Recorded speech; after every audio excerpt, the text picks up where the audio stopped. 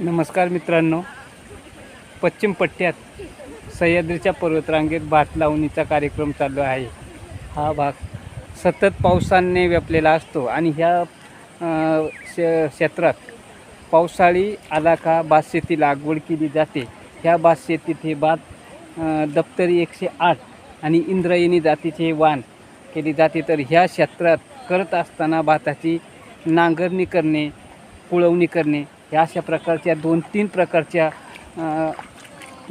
शेतात आपले वखार पद्धतीने केले जाते. आणि त्या क्षेत्रात करत असताना आपलं शेताला खत पाणी देणे, बियाणे निवडणे, तसेच अनेक प्रकारची शेती केली जाते. त्याच पद्धतीत खत व्यवस्थापन करणे, फवारणी, अनेक 2-3 पद्धतीची फवारणी केली जाते. तर ह्या आमच्या भात शेतीची लागवड खंडणी चालू आहे, म्हणजे त्याला उपटणे असे म्हणतात. मग उपटल्यानंतर काही हे उपटून झाल्यानंतर काही तासापूर्वी आपण हे भात लगेच रोटावेटर करून त्याला लावले जाते. त्याला लावणे असे म्हणतात. थोडक्यात हे आता भात उपटण्याचं बियाणं उपटण्याचं काम चालू आहे आणि आम्ही हे उपटल्यानंतर काहीतरी तासानंतर रोटावेटरचा वापर करून ते लावलं जाईल. आणि त्याच प्रकारचे त्याच्यानंतर 21 दिवसांनी खत व्यवस्थापन करून त्याला चांगल्या प्रकारचं 19-19 किंवा 18-46, 15-15 हे खतं बियाणे व्यवस्थित व्यवस्थापन केल्यानंतर त्याच्यानंतर फवारणी केली जाते.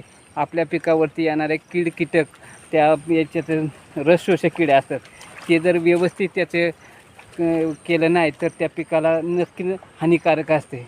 तर ही भात शेतीची चांगल्या प्रकारे लावणी केली तरच आणि आज आपल्याला निश्चितच सूर्यदेवाने दर्शन दिले आहे.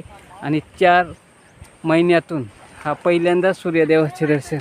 मे महिन्यापासून सतत पाऊस पडत असल्यामुळे आत्तापर्यंत ही लागवड होऊन जायला पाहिजे होती, परंतु पावसाच्या अभावामुळं थोडी लेट झाली आहे.